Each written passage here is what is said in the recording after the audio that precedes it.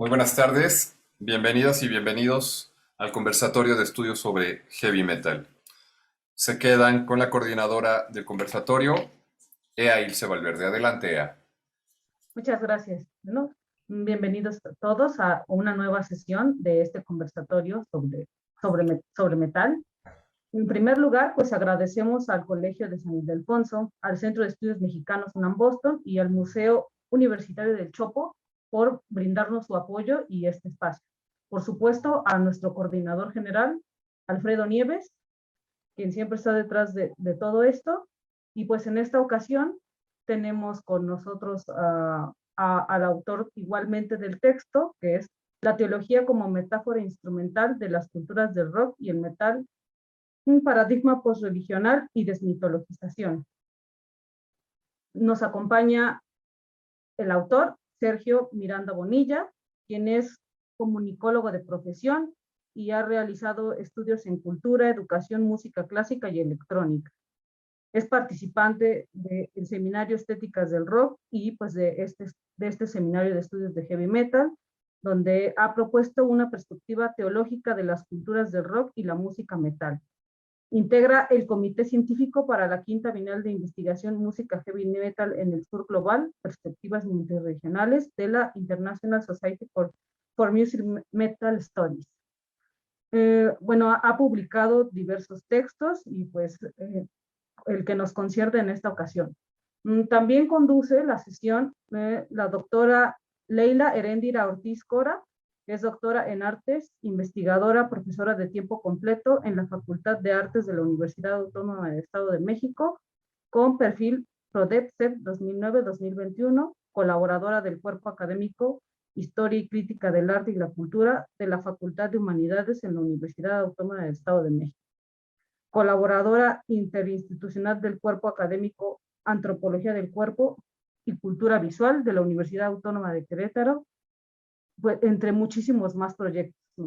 Sus líneas de investigación se desarrollan en el espacio transdisciplinario e indisciplinado de los estudios visuales, la teoría del arte actual y el espacio estético crítico del arte academia. Bueno, les damos una bienvenida. Sergio, además lo felicitamos por su reciente pues, ingreso al doctorado. Adelante, Sergio.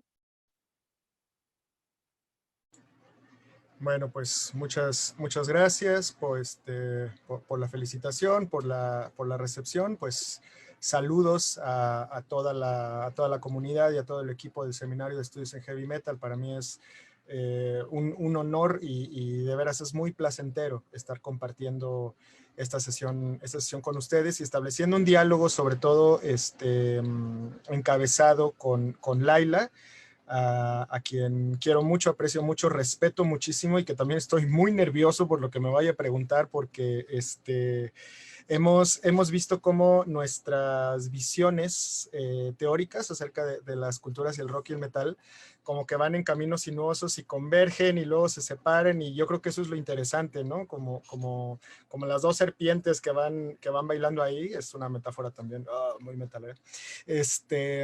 Y pues más bien yo ahorita no tengo mucho que exponer, ¿no? Más bien quisiera como entrar a la conversación a partir de lo que todo el equipo quiera comentar, y también particularmente a partir de lo que Laila quiera comentar. Únicamente quería de entrada poner, me parece que puedo compartir pantalla, ¿verdad? Sí. Déjenme, quería poner nada más una imagen como para motivar un poquito la charla. Déjenme ver, me dicen si se está viendo. Sí, bueno, sí se ve. ¿Es el meme? Sí, es el meme. Pues eso, o sea, en realidad un poco como las preguntas que motivan esta visión o esta metáfora instrumental que puede dar la teología y el paradigma posreligional sobre las culturas del metal,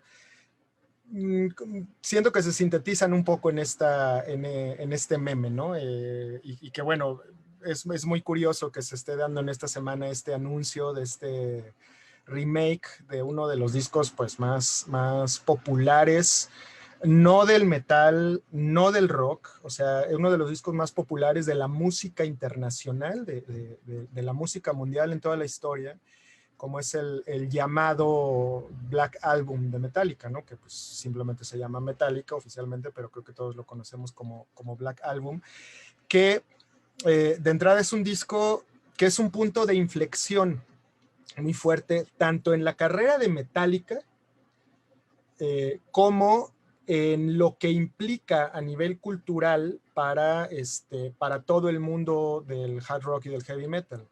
Es un disco que le ha generado a Metallica muchísimos dividendos, muchísimas ganancias, muchísima crítica que sigue dando de qué hablar. Personalmente, de entrada me parece un homenaje bien merecido el hecho de que cantantes como J Balvin y Miley Cyrus le entren a un proyecto de este tipo, pero también genera como muchos alzamientos de cejas, ¿no? Y mucho quebradero de cabeza. Y creo que es muy padre que se esté hablando de estas cosas y que después de 40 años de carrera, Metallica pueda seguir motivando estas cosas, más allá de que si el Metallica que a mí me gusta se murió con Cliff Burton, más allá de que si Metallica está vendido o no, más allá de que si yo escucho lo que a partir del Load y Reload en adelante o no, el hecho de que esté generando tanto ruido un hecho como este, creo que es fascinante y me parece que tiene mucho que ver con esta cuestión de cómo la teología puede darnos una metáfora instrumental, puede hablarnos de lo que ocurre en términos culturales con el metal, ¿no? Y bueno, pues por ahí va la intención de compartir el meme. Voy a dejar de compartir ya. Y pues ya no quiero agarrar el micrófono, más bien se trata de un conversatorio y pues, pues vamos a conversar, ¿no? Vamos a platicar. Así es, muchas gracias, Sergio. Bueno, les recordamos la dinámica. Por aquí los integrantes del conversatorio levantan la manita virtual o piden la palabra por el chat. Y pues, todos ustedes que nos siguen en Facebook pueden hacernos los comentarios y también nos los pasan y pues leeremos los que vengan más pues a razón. Te damos la palabra, Leila, por favor. Gracias, Ea. Te cuesta trabajo decir Laila, ¿verdad? A todos les pasa, siempre dicen Leila o Lila o... Pero bueno, es Laila. Sí, pues un gustazo, Sergio, estar acá. Tú sabes que te estimo muchísimo. Tenemos ahí una afinidad irremediable, ¿no? De hecho, nos conocimos compartiendo una mesa en la que compartíamos precisamente la temática de investigación, o más bien el hilo por donde decidimos empezar a platicar con la red acerca de la cuestión del heavy metal y otros temas, ¿no? Entonces, pues bueno, tu texto lo disfruté muchísimo, como todas tus presentaciones, lo que hiciste también en Cultura Metalera, etcétera. Es decir, soy una de tus fanáticas también. Entonces, es padrísimo como checar todo lo que nos puedes compartir. En particular, y ya para iniciar, quisiera que comenzáramos antes de entrarle a la cosa de la noticia del siglo, ¿no? O la noticia del año, por decirlo así. Que estuvo padrísimo. Hubiera estado muy bueno el meme si además le hubieras cortado tu carita y te hubieras puesto ahí con la chava que se está ahogando, ¿no? Porque yo sé que estás así súper feliz y como muchos están felices de que esto haya pasado, no sé por qué, pero bueno, ahorita platicamos de eso. Pues primero que nada, hagamos un glosario juntos, ¿no? O sea, de ciertos términos que creo que pueden aclararse desde un inicio para saber desde dónde vamos a platicar estas cuestiones. Y en particular contigo serían los términos de religión, el término de poética y el término de arte, ¿no? Serían como los tres conceptos que creo que pues están ocupando toda tu propuesta y que sería bueno que dejáramos de pensar que se deben de sobreentender, ¿no? O que para leerte es necesario utilizar el sentido común de cada uno de ellos. Creo que no es así. Creo que la riqueza de tu texto tiene que ver con un énfasis particular en cada uno de esos conceptos, ¿no? No es el término general de arte, el término general de religión, ni mucho menos el término general de poética. Entonces, no sé si nos pudieras ayudar con eso, o sea, ¿cómo podemos entender, así para iniciar, qué sería la religión o cuál sería la religión de la que tú hablas, ¿no? ¿Cuál sería la poética de la que nos compartes y cuál sería el arte al que haces referencia? Ok. A ver, más que dar como unas definiciones en términos de glosario, voy a tratar de desmenuzar esto para ver si puede ser claro, y si para alguien no lo es, por favor, pues levante la mano para que podamos irnos entendiendo. Lo primero para mí es como importante desmarcarnos de la noción de religión como aquella práctica que viene de un conjunto de creencias referidas a Dios o a lo divino. Por supuesto que la enorme mayoría de las religiones en el mundo históricamente tienen que ver con eso, con una creencia en el más allá, en lo, como decía Julia Kristeva, ¿no? En lo luminoso, en aquello que está en una dimensión trascendente.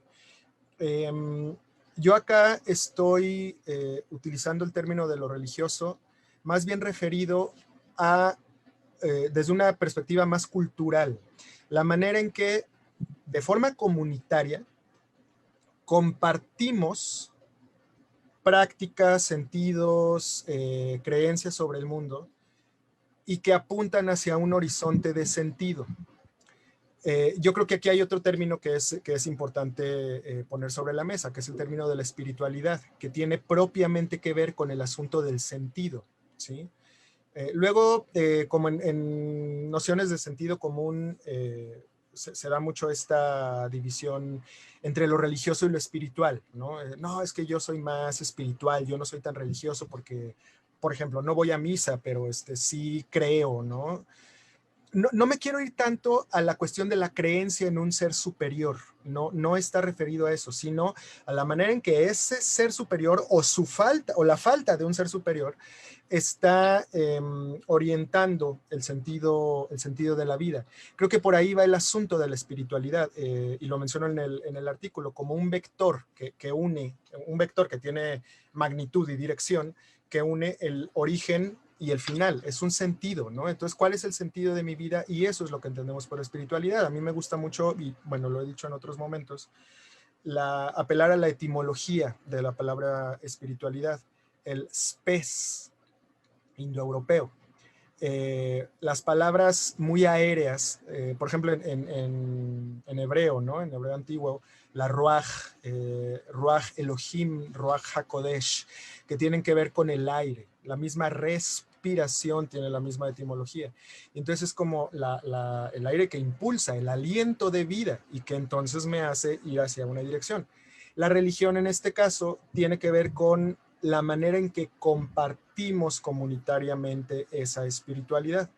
Y creo que ahí es donde se engancha con lo artístico y con lo poético, porque estamos hablando de la, ¿cómo decir? Como de la simbolización del mundo que nos rodea, de la comprensión del mundo a través de la dimensión sígnica, y más específicamente de la dimensión simbólica, que es el signo arbitrario.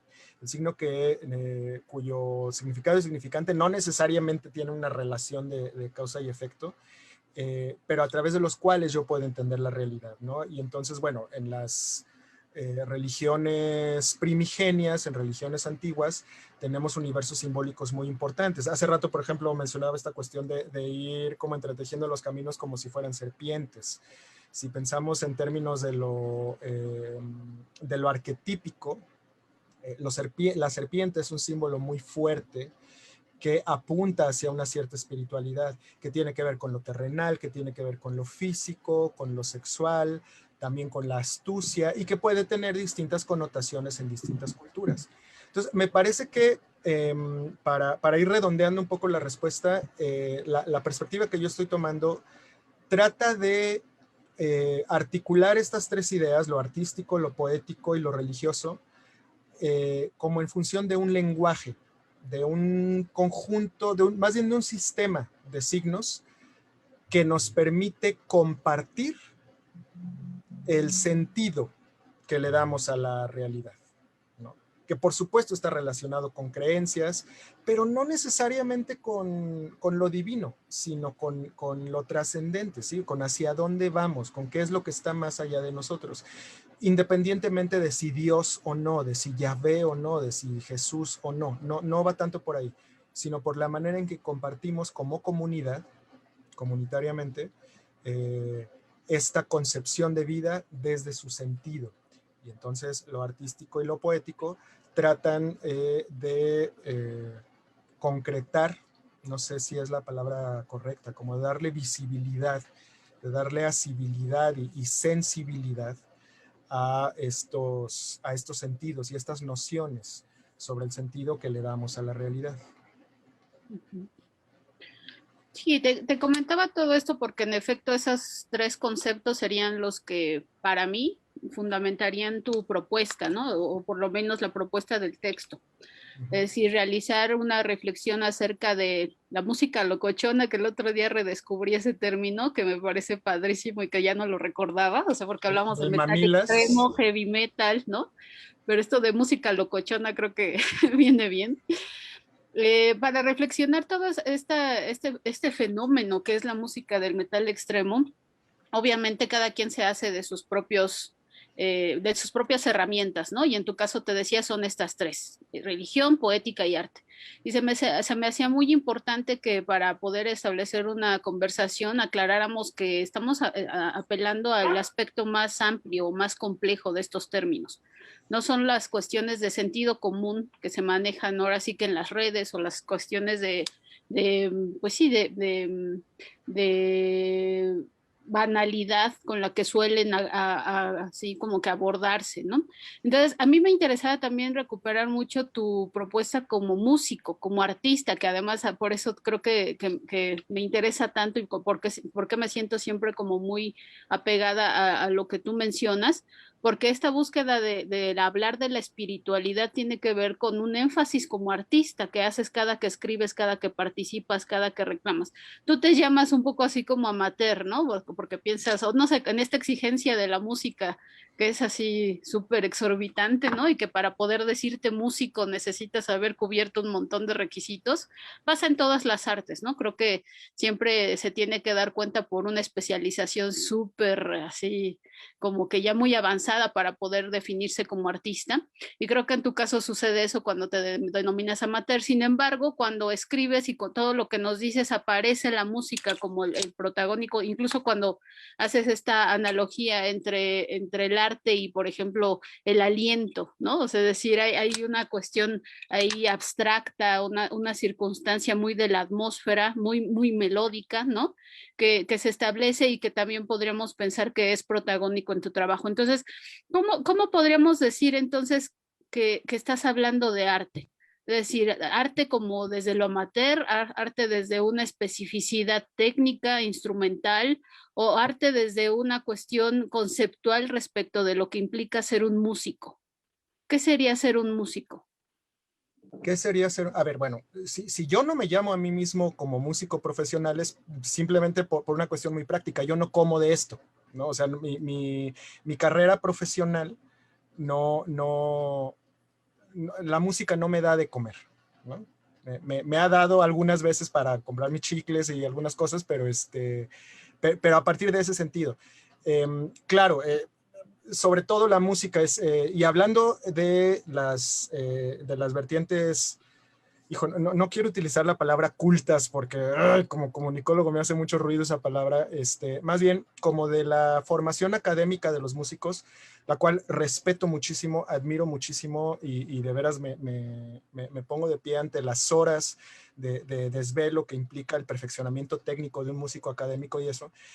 Sin embargo, un jaranero de la Huasteca, a lo mejor no tiene ese mismo tipo de perfeccionamiento técnico académico desde la perspectiva occidental colonial y también es músico y también está generando arte a partir de ahí. Creo que el arte, en este caso, sería como esta vertiente de lo cultural, que es profundamente sígnica, profundamente simbólica, que involucra el goce de una manera voluntaria, consciente, y que está en la dimensión de lo sensorial, ¿sí? Claro, no todo lo sensorial es artístico en la medida que no todo tiene la voluntad de comunicar desde esta parte, pero bueno, en la medida en que el arte es capaz de conmovernos, de ponernos la piel chinita, de hablarnos acerca del mundo y de mover nuestra posición en el mundo y nuestra perspectiva a través de lo sígnico, creo que ahí es donde radica su riqueza. No es la reflexión, no es la filosofía, no es el pensamiento racional. Creo que el arte involucra nuestra dimensión sensorial, y a partir de ahí nos reposiciona y nos reubica, ¿no? Y es algo que me parece que todas las culturas del metal y todas las artes asociadas al metal hacen con muchísima potencia, en la medida en que sí podríamos hablar de que la música es como la principal disciplina que la vertebra, pero hay gráfica, hay fotografía, hay cuerpo involucrado, tú lo sabes muy bien, ¿no? La manera física de presentarse en el mundo y de pues, administrar la significación de los cuerpos.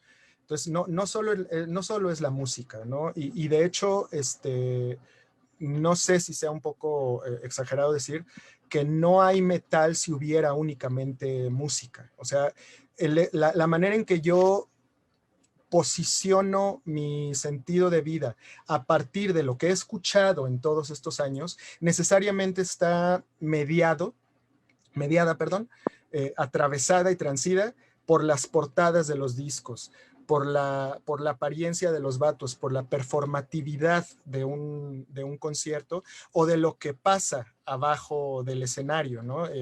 La verdad es que, bueno, creo que muchísimo del rock y del metal no ocurre sobre el escenario, sino que está abajo y fuera de la tocada. Muchísimo de la vida que genera toda esta cultura no está únicamente en la tocada o en el concierto, que parece ser como, para utilizar de nuevo la metáfora, el gran templo, ¿no? que convoca a todas estas culturas. Por eso me parece que es importante pensarlo en términos de espiritualidad, porque el templo está ahí para la celebración, para la unión y para compartir el signo, pero finalmente eso apunta a una espiritualidad, es decir, a una conducta, a una ética y a una manera de estar en el mundo. Y creo que en eso los metaleros estamos muy, muy involucrados, ¿no? No porque todos creamos lo mismo, no porque todos tengamos las mismas ideas religiosas, al menos en términos de las religiones establecidas, ¿no? Porque hay cristianos y hay budistas y hay agnósticos y hay no afiliados, hay de todo. No va tanto por ahí, sino por la manera en que este ejercicio artístico nos ayuda a estar en el mundo. En ese sentido va la cuestión de la espiritualidad, y creo que el metal es súper potente en ese sentido, ¿no? Encuentro mucha más capacidad de ordenar el sentido del mundo entre la gente en estas culturas que en otras manifestaciones artísticas, ¿no? Muchas gracias, Sergio. Le damos la palabra a Roberto, por favor. Muchas gracias. Buenas tardes a todas y a todos. Sergio, preguntarte, me parece que con lo que comentas anteriormente y con este armado y discusión que hay sobre estos conceptos de lo artístico, lo poético, lo religioso, ¿por qué tomar esta perspectiva teórica de lo teológico para dar cuenta de un fenómeno que, como ya se ha explicado, pues es el metal, ¿no? Y en ese mismo sentido, ¿qué alcances nos permite tener esta perspectiva de la teología que trabajas? Y digamos, en ese sentido, ¿por qué trabajar a partir de esos alcances con la teología y no con otras perspectivas teóricas? Híjole. Gracias. Ay, Dios mío, es una preguntota. Vamos a ver si ayuda que te cuente un poco de cuál es el trayecto de esto. De entrada, me atrevería a entrarle a la última parte de la pregunta. ¿Por qué no otras? Bueno, yo no niego las otras. Simplemente no están en mi campo de especialidad, no están en mi experiencia. Yo no soy especialista en artes o en música, no es esa mi formación académica. Durante muchísimos años he estado involucrado en formación religiosa y en temas que tienen que ver con lo religioso, que necesariamente toca mi propia experiencia, mi experiencia vital y mi experiencia personal, ¿no? Y a través de eso voy pues estudiando, descubriendo, adentrándome, y encuentro que dentro del quehacer teológico está el trabajo de la Asociación Ecuménica de Teólogos del Tercer Mundo, que de entrada a mí me parece muy interesante, primero porque se llama ecuménica, es decir, se trata de teólogos que vienen de distintas confesiones, hasta donde entiendo, cristianas. No estoy seguro si tiene que ver con por ejemplo, con vertientes del Islam o del budismo o de otras, pero específicamente cristianas. O sea, hay católicos, hay adventistas, hay cristianos pluridenominacionales, hay de todo como en botica, ¿no? Y además del tercer mundo, es decir, están situados socialmente como un ejercicio intelectual que parte del sur global. Y encabezados principalmente por el padre José María Vigil, lo que hacen es una revisión del lugar de la religión en la cultura, principalmente en la cultura occidental, pero a partir de un ejercicio antropológico muy, muy, muy vasto, que nos lleva a la revolución neolítica, que ha sido uno de los grandes momentos de ruptura en la experiencia humana, ¿sí?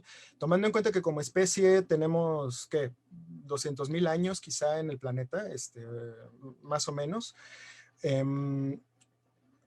Y antes de eso es lo que comúnmente se llama el periodo paleolítico, del cual pues no tenemos demasiada información porque el lenguaje estaba apenas desarrollándose, porque no hay muchos vestigios culturales, o sea, del quehacer simbólico de la gente en esa época.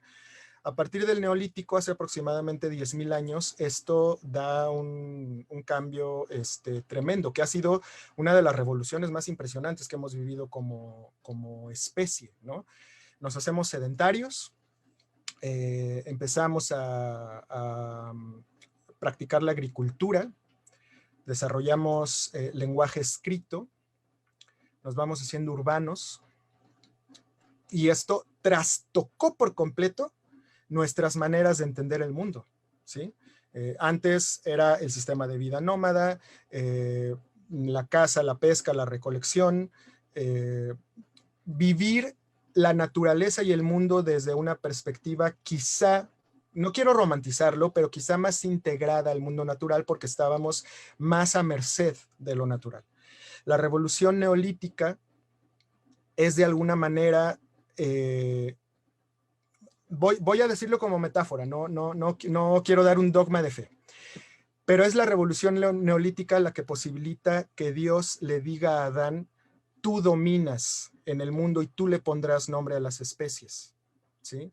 El Génesis judeocristiano de alguna manera nos está dando cuenta de eso, de cómo antes pues andábamos medio no en la babia pues, pero sí más integrados a la naturaleza, y hace 10,000 años de pronto nos damos cuenta que podemos producir nuestro alimento, de que esto nos da más calorías, de que esto alarga nuestras expectativas de vida, nos organizamos en núcleos urbanos, viene el comercio, viene la escritura, y es un cambio, bueno, 10,000 años aparentemente para nuestra escala de vida es mucho, pero si lo tomamos dentro de los 200,000 que tenemos como especie, en los últimos 10,000 años hemos avanzado,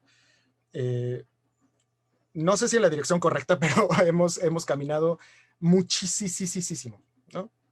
Y entonces la Asociación Ecuménica de Teólogos del Tercer Mundo hace la revisión de que nuestras maneras de hacer religión en la actualidad están necesariamente condicionadas por este cambio que dimos. ¿Qué ocurre? Que hoy estamos viendo, quiero decir quizá desde el Renacimiento, por lo menos en la cultura occidental, pues tenemos aproximadamente unos 500 años de procesos de secularización, de desclericalización, con sus idas y venidas, con sus estirones, con sus tensiones, Pero bueno, vámonos como a la historia que nos enseñaron normalmente en la escuela, ¿no? Y entonces la iglesia deja de tener tanto poder y viene el poder civil y viene la Revolución Francesa y llega Nietzsche y le termina de dar el tiro de gracia a Dios. Todo esto no es más que la manifestación en el conocimiento occidental de lo que nos está pasando como especie. Hoy vemos, no sé, por ejemplo en México, ¿no? Como partidos que están vinculados a creencias religiosas más tradicionales, más ortodoxas, como en el sentido de la rigidez en el dogma, tienen una presencia política muy fuerte. Parece ser que son como reacciones, como coletadas a lo que civilizatoriamente nos está ocurriendo. Y entonces, la revisión que se hace es, las religiones que tenemos hoy no son de siempre, no han estado siempre acompañando al mundo. La manera de hacer religión en la actualidad está situada en una matriz cultural que viene de una matriz social concreta, que viene de una manera de ser humanos y de ser sociedad en el mundo, y que está condicionada por la revolución neolítica. Lo voy a poner en términos como medio hippies, medio no sé, medio de Huarache y Chipitulco. Las religiones no siempre fueron patriarcales. Nuestra manera de relacionarnos con el sentido no siempre fue antidemocrática. No siempre fue tan como con tanto desprecio de lo femenino. No siempre fueron tan jerárquicas, monárquicas, ¿sí? O sea, y pensamos en la imagen de un obelisco, ¿no? De un falo, que finalmente es eso, ¿no? Entonces es como... no es que esté en contra de la fuerza de lo masculino, sin embargo, cuando únicamente se toma eso como referente de la cultura y se deja lo otro, pues entonces estamos teniendo broncas, y hoy vemos las reacciones ante todo eso, ¿no? Entonces, la idea es, nuestra manera actual de ser religión o de hacer religiones no es ni la única, ni la natural, ni la lógica, sino que está situada históricamente, ¿sí?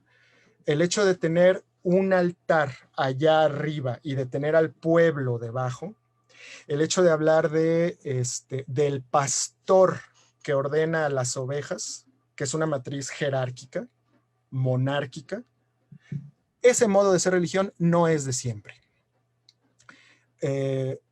Ahora, cuando estamos hablando de una actividad que aglutina el sentido de vida de la gente, que aglutina la manera en que compartimos para dónde vamos, quiénes somos, cuál es el último punto del viaje, habrá boletos para dónde vamos. Cuando estamos hablando de este tipo de actividades y veo que en las culturas del rock y el metal están ocurriendo sucesos similares en términos de cómo el metal también nos da respuestas a cómo estar en el mundo, para dónde vamos, cómo critico mi realidad, quién soy, a dónde voy, y que el rock y el metal también nos dan respuestas a eso. Entonces creo que no es difícil ver esos paralelismos, ¿sí? Por eso no me atrevo a decir que el metal es una cuestión religional, y ahorita voy al término, sino hablo de una metáfora instrumental, es decir, es una metáfora que utilizo como instrumento para hablar de lo que está ocurriendo en las culturas del rock. ¿Y de qué manera lo digo? Los 70s, los 80s fueron el epítome del sistema rockstar, ¿sí? El rock de estadio con el altar al frente, es decir, el escenario, en donde están los sacerdotes, o los dioses quizá, a los que estamos todos adorando, y al romperse esta manera de hacer música, cuando la industria cultural empieza a sufrir pues todos los embates pensemos de nuevo en Metallica, ¿no? Napster y las redes sociales y la piratería, y que de pronto ya no necesitas tener tanta lana para hacer también tu metal y lo puedes hacer en tu casa, y se empieza como a democratizar y a diluir, y empezamos a ver que ya no va a haber rockstars mega millonarios y mega divinos y dioses como los que tuvimos hace 20 años. Entonces vemos que hay es que no sé si decir democratización, pero el metal ya no está concentrado en el altar del escenario con el rockstar, ¿sí? Es algo que nos va involucrando de una manera pues más pública, más hermanada, ¿no? Claro, Metallica sigue ahí, ¿no? Y qué chido que siga ahí, porque pues, dentro de su matriz cultural le dio sentido a mucho de lo que hacemos. Me parece que ya no va a haber otro Metallica, ¿no? O sea, ya no volverán a haber unos Beatles, ya no volverá a haber un Led Zeppelin, ya no volverá a haber un Black Sabbath. Está bien, o sea, ya no vamos hacia eso, ¿sí?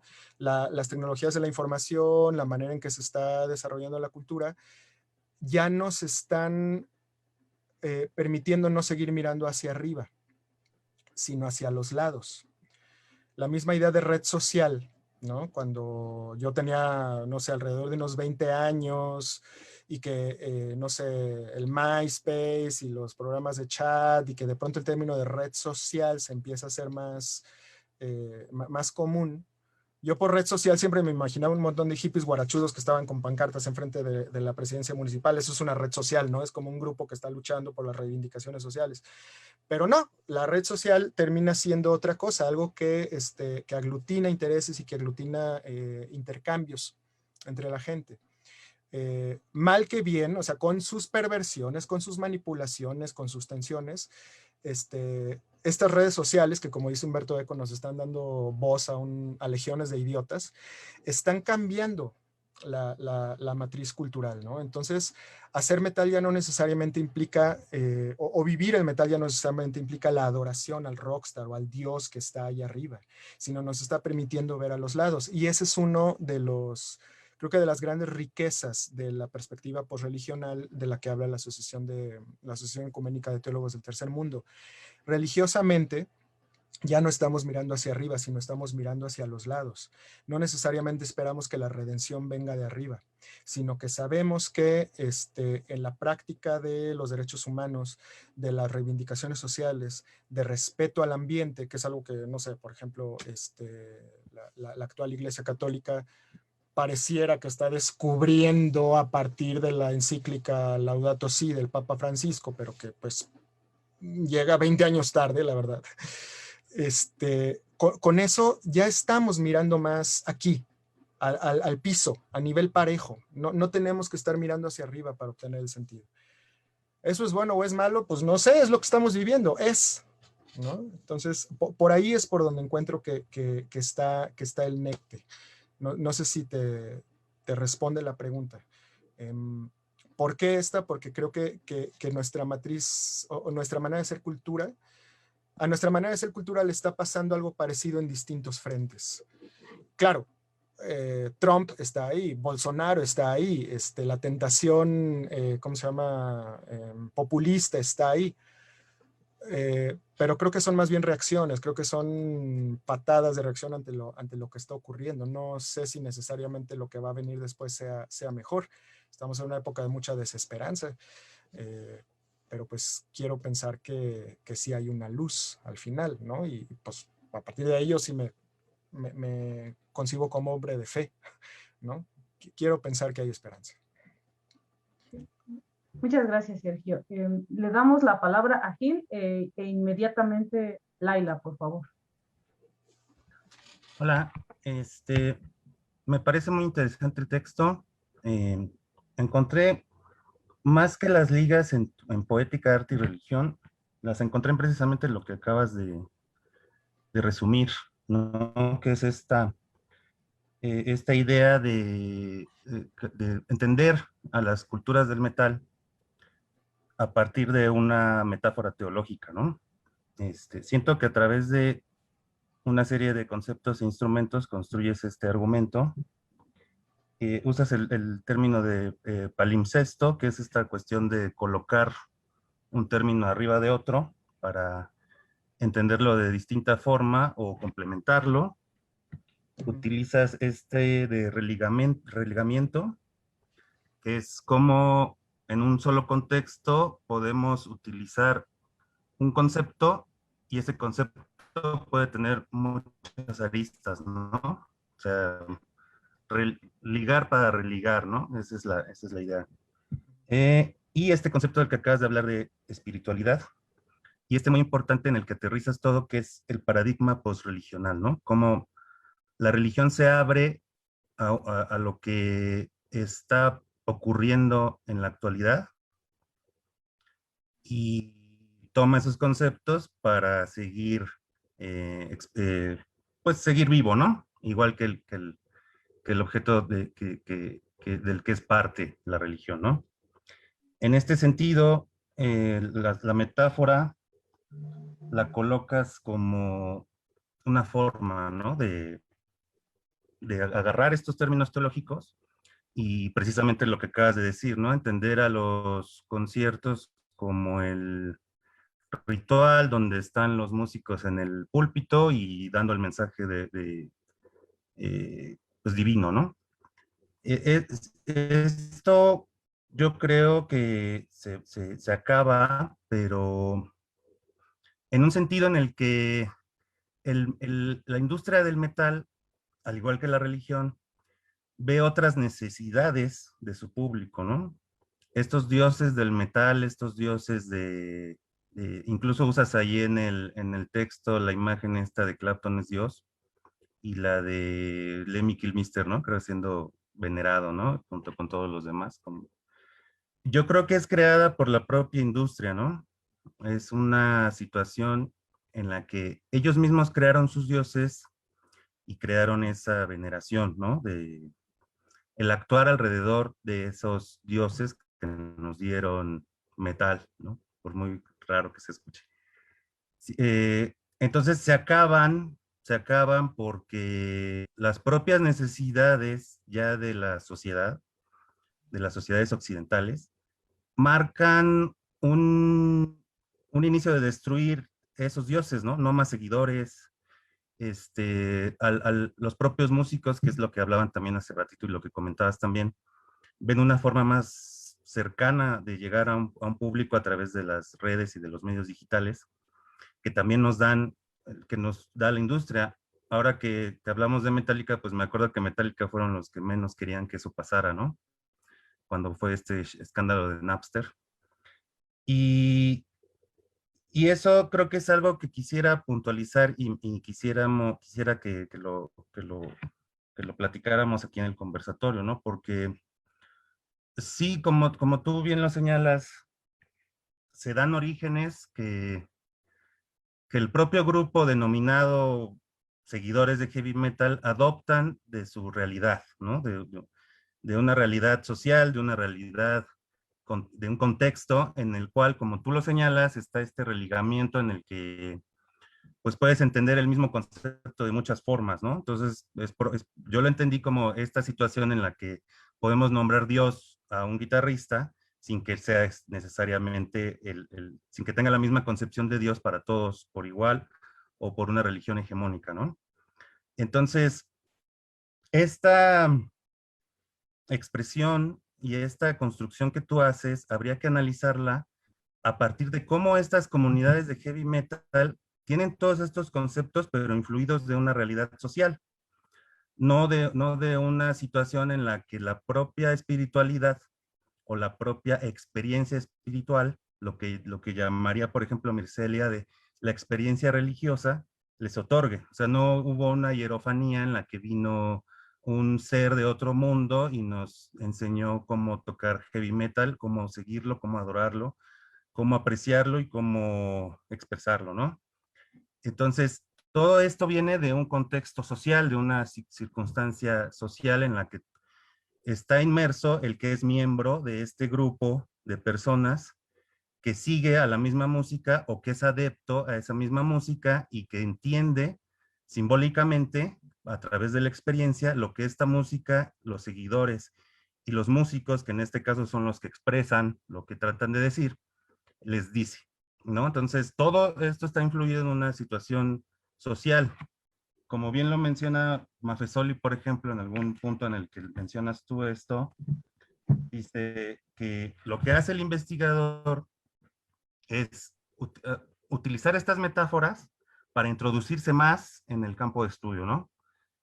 Incluso el propio Maffesoli en este tiempo de las tribus, que ya es un concepto un poquito, ya nos genera mucho conflicto, dice, hay que meterse muy bien, hay que entenderlos muy bien, hay que entender sus situaciones simbólicas, sus situaciones del lenguaje, pero sin olvidar el punto primordial que es explicarlos, ¿no? O explicarnos ante los estudiosos de la sociología qué es lo que tratan de hacer, ¿no? La metáfora, que en este caso es lo que tú utilizas para introducir el tema teológico al estudio de las ciencias sociales o de la situación de los grupos sociales de heavy metal, la determina como una observación participante cargada de una capacidad de empatía con los fenómenos sociales, involucrarse directamente con el objeto de estudio. En este sentido, yo te comentaría, y ahorita por cuestiones de tiempo voy a frenar esta situación, cómo hay algo que me choca, ¿no? Que es esta idea de que la propia experiencia que da la comunidad metalera generó estas ideas teológicas para poder comprenderlas dentro de un grupo social. Yo considero que el grupo social está influido por una realidad social y cultural. No sé qué piensas tú al respecto.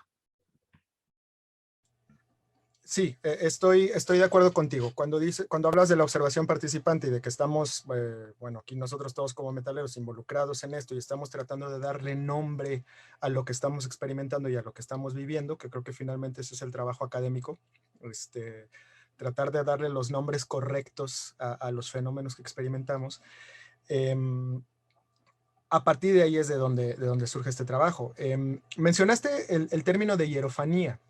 La hierofanía es esta manifestación de lo divino, ¿no? De cómo algo que es divino se aparece en el mundo, y entonces a partir de ahí esto es una experiencia religiosa y genera una cierta posición de sentido. Yo no estoy tan seguro de que no hayamos tenido como metaleros hierofanías, y me parece que esto toca muy fuertemente lo que comentaba Laila al principio, la cuestión de la poética y del arte, ¿no?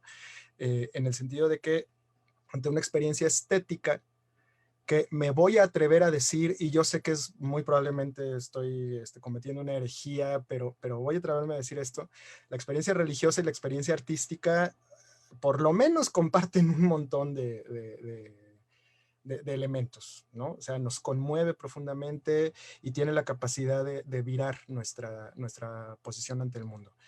Yo, precisamente por esto que tú mencionas de la situación social, de que todos son fenómenos situados, yo no creo que esta matriz religional, es decir, la religión jerárquica, monárquica, ¿no? De uno arriba y un montón abajo, yo no creo que eso necesariamente salga de los originales artistas que le dieron forma y nombre a las culturas de metal. Yo precisamente creo que es algo que es un asunto complejo, y como asunto complejo yo no me atrevería a hablar de que fue primero el huevo o la gallina, sino que está influido mutuamente. O sea, si ocurrió así en la industria musical es porque socialmente así estamos articulados. Ocurre en el mundo de la empresa, ocurre en el gobierno, ocurre en las familias, ocurre en los grupos de amigos, no solo en los primeros músicos que empiezan a hacer metal, porque además hay otra cosa. Como tú bien lo mencionas, la misma industria cultural toma ciertas necesidades, las capitaliza, las procesa y luego las regresa a las clases que consumimos, ¿no? Sin embargo, hay otro asunto con respecto al asunto de la mitología. Tratar de establecer el principio de estas culturas del metal como Birmingham, 1969, Black Sabbath, esos principios discretos, creo que nosotros podemos hablar de ellos hoy porque ya tenemos una mitología que nos permite darle nombre a esa realidad, ¿sí? A mí me parece muy importante destacar que Black Sabbath, por ejemplo, jamás dijeron de sí mismos que hacían heavy metal. Incluso es muy conocido que a Tony Iommi o que a Ozzy Osbourne no les gusta el término de heavy metal. Ellos siempre dijeron que hacían rock, ¿sí? Y Ozzy siempre se manifestó fan de John Lennon. Entonces, esos inicios discretos, o sea, como la cuestión de decir, hasta aquí hay rock y a partir de aquí hay metal, no sé si en la realidad sean tan como partibles, ¿no? O sea, como que hay una separación tan clara. Claro, podemos decir que este disco es un parteaguas. Podemos decir que el Black Album de Metallica es un parteaguas. Claro, sí. Pero en la factura de estos productos culturales hay un continuo, hay una experiencia continua que ya a la distancia podemos ver, ok, aquí hay paquetes de experiencia, ¿no? Hasta aquí hay un paquete, hasta aquí hay otro paquete, pero las fronteras entre ambos paquetes luego no son son muy porosas, son muy permeables, ¿no? Y claro, mucho de vamos a decir, del repertorio sígnico de las culturas del metal viene de la propia industria cultural. O sea, cuando es Warner Brothers quien decide sacar el disco de Black Sabbath en un viernes 13, quien decide poner el crucifijo invertido en la contraportada del disco, esa fue la industria cultural. A lo mejor a la banda ni siquiera le importaba tanto eso, ¿no? ¿Por qué usan crucifijos? Porque un día el papá de uno de ellos, oigan, están tratando con temas muy escabrosos, pónganse unos crucifijos para que Diosito me los cuide, ¿no? Y pues por eso los traemos. Entonces, a la distancia sí podemos ver, ok, hasta aquí hay Edad Media y hasta aquí hay Renacimiento. Pero mientras eso ocurre, y creo que apenas son 50 años de culturas de metal, todavía estamos muy cerca de los sucesos históricos como para establecer con tanta seguridad, hasta aquí hay algo y hasta aquí hay otro. Y de la misma manera, retomando tu propia idea, Gil, está imbuido todo de la misma realidad social, de la matriz cultural en la que estamos, de las necesidades de la gente, de la propia autenticidad expresiva de los artistas y de cómo esta autenticidad es capitalizada por la industria. Es un fenómeno complejo, y cuando digo complejo no quiero decir, ay, pues es un relajo y entonces no hay que abordarlo, no, sino que hay que abordarlo con la conciencia de que como estamos metidos en eso, traemos nuestra mirada entintada, es una mirada subjetiva y parcial, y yo desde ahí lo escribo, ¿no? Y creo que así me asumo, como creyente en el metal, no soy objetivo, yo creo en esto. Decía, no me acuerdo si, ahorita se me fue alguien de los fundadores de Proceso.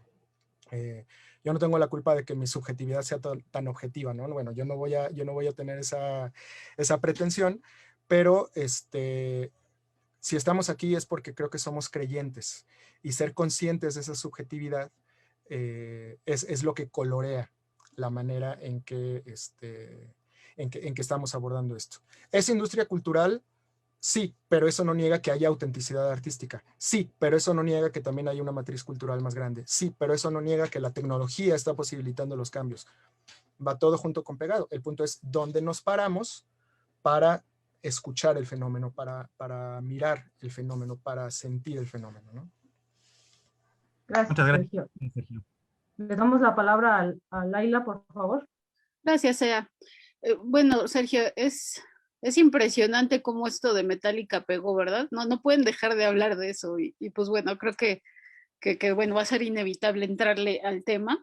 Pero primero que nada, mira, a mí me queda todavía raro el por qué, así como te dije hace rato de por qué no te denominas artista, y cuando lo describiste diciendo que porque tú no vives de eso, me queda clara la confusión que hay, ¿no? O sea, de pensar que para ser artista hay que vivir de eso y que yo lo identifico mucho, por ejemplo, en los estudiantes de arte, ¿no? Que lo hacen solamente para conseguir un trabajo o lo hacen pensando que de eso van a vivir y cuando obviamente desde el inicio se les dice que de eso se van a morir de hambre, pues les crea un conflicto así horrible, ¿no? Entonces creo que una de las primeras cosas que hay que desmitologizar es esa relación entre el arte, ¿no? Y obviamente el vivir bien, ¿no? O sea, la cuestión capitalista y el arte me parece que son esas dos serpientes que, como tú bien utilizaste la metáfora hace rato, puede que estén caminando de repente juntas, pero en esos cruces se confunden, ¿no? Y se ha llegado a pensar que son una sola figura y no lo son, ¿no? O sea, siempre serán paralelos y siempre hay caminos distintos para el arte y caminos distintos para el capitalismo. Y que bueno, me parece que es importante pues quitar de la idea incluso de ti, o sea, de que te pienses que solamente eres artista si vivieras de eso, creo que no. O sea, creo que precisamente la formación artística o la cuestión o la postura artística tiene que ver con un posicionamiento respecto de la realidad y que muchas veces tiene que ser un posicionamiento de anarquía respecto de esa realidad de contestatario o diría Rancière emancipatorio, ¿no? Entonces eso es lo primero que hay que evidenciar del arte. Y luego, creo que también eso mismo te pasa con el asunto de Dios, ¿no? O sea, creo que no hay de otro. Es decir, si terminaste utilizando el término teología, tenemos que hablar de Dios, ¿no? O sea, pero obviamente pues, se requiere hacer una serie de desplazamientos para comprender de qué Dios estamos hablando o Dios en la figura de qué estamos hablando. De repente me cuesta trabajo entonces pensar si lo teológico fue lo oportuno o no, más bien tendríamos que hablar de lo totémico, ¿no? Como esta figura simbólica que se presenta ante una comunidad y que incluso le representa una cierta protección, ¿no? Que eso tampoco hay que quitarlo de nuestra vista, o sea, es decir, el heavy metal es también una figura totémica, ¿no? Más que teológica, si es que se te abre entrar en esos términos, porque sí es un Dios, porque Dios todavía es un término aplicable, porque Dios es todavía un término reflexionable, ¿no? Dios es todavía una figura conceptual oportuna para nuestros tiempos, sobre todo incluso donde a pesar de todas las tendencias que se pensaban que iba a haber como de comunidad, estamos notando una tendencia individualista todavía más remarcada, ¿no? Entonces, creo que la idea de Dios sería importante platicarla. Entonces, para no acaparar demasiado, sería decirte, ¿no será más bien la figura totémica la que nos interesa cuando hablamos de heavy metal, ¿no? ¿Y por qué? Porque precisamente en la figura totémica es en donde encontramos todas estas circunstancias, por ejemplo, de creación. Es decir, Dios, si existe Dios, que también lo es para, por ejemplo, el psicoanálisis, si existe Dios, Dios es inconsciente y por lo tanto es una creación subjetiva. Y si es una creación subjetiva, tiene obviamente por todos lados la generación o la participación de una creación artística. Incluso Boris Groys cuando habla que dice que a él le interesa el arte más que analizarlo desde una postura estética, le interesa abordarlo desde una postura poética, es este cambio, ¿no? De no concentrarse en las formas del objeto, sino como tú dices, en los horizontes de sentido que crea el objeto cuando es creado, ¿no? Entonces ahí es donde creo que la figura totémica nos podría servir muchísimo también para complementar tu visión de la teología, ¿no? ¿Cómo ves esto? Y sobre todo, para entrarle, ya después de que participen otros más y para ir cerrando, a esta discusión del caso Metallica, ¿no? Pero a ver, primero, ¿cómo está ese asunto del tótem contigo? ¿Cómo lo ves? A ver, a lo mejor es un asunto más terminológico y sí habría que desmenuzarlo. La figura del Theos sería esta proyección luminosa en el segundo piso de lo que nosotros queremos llegar a ser o que somos, pero que no admitimos de nosotros mismos. Sí, o sea, en ese sentido tiene muchas conexiones con la visión psicoanalítica. La visión del paradigma religional y post-religional que maneja la Asociación Ecuménica de Teólogos del Tercer Mundo justamente plantea una ruptura de la figura del Theos en las culturas occidentales o específicamente en las distintas comunidades cristianas. Y hace un ejercicio histórico en el que dice que el cristianismo es una manera de romper justamente con ese Theos que está en el segundo piso, que está allá arriba decidiendo y no sé, moviendo los hilos de la realidad. Y cuando Dios se hace hombre en la figura de Jesucristo, lo que se está haciendo es trayendo al Theos al primer piso. Y entonces es un Theos que nace pobre además, que sufre y que es crucificado, que sufre por nuestros pecados. Y bueno, además está la cuestión del cordero, que es un asunto muy de las culturas agrarias, el hecho de regar la tierra con la sangre del cordero para que ésta sea fértil. Por supuesto que ahí hay muchísimos nexos con el tótem. De la manera en que yo entiendo el asunto totémico, tiene que ver con la proyección sobre lo que hay en la naturaleza, que identifica a nuestra propia comunidad, ¿no? Entonces es la serpiente que habla de nuestra conexión con la tierra, es el lobo que habla de nuestro valor y de nuestra capacidad de ser comunidad, es la tortuga que habla de nuestra sabiduría y de nuestra longevidad. El Theos, obviamente abreva de toda esa tradición, pero tiene un montón de carga racional del mundo griego y del mundo helénico, ¿no? Y la figura en cómo se ha ido explicando al Theos en la tradición cristiana o en las tradiciones cristianas, no exclusivamente la católica, a través de los siglos, además está situada o inicia su situación en la cultura judía, que además ni siquiera en la época del Imperio Romano, hace 2000 años, cuando vive el personaje histórico que después mitológicamente se convierte en Jesucristo, ni siquiera existía un judaísmo como el que tenemos ahora, ¿no? O sea, eran más bien otro tipo de culturas semíticas bueno, esa sí no es tanto mi especialidad, los cananeos, etcétera, ¿no? Pero se han ido dando estos cambios en el concepto. Sí, posiblemente este Theos del que está hablando Lightwood tiene mucho que ver con el tótem. Me parece que no es exactamente lo mismo en la medida que el Theos, como se concibe en los cristianismos actualmente, sigue teniendo una carga muy grande del tótem más todo este pensamiento dualista griego, todas estas representaciones griegas del mundo, pues, y que se han ido sumando a la ensalada, ¿no?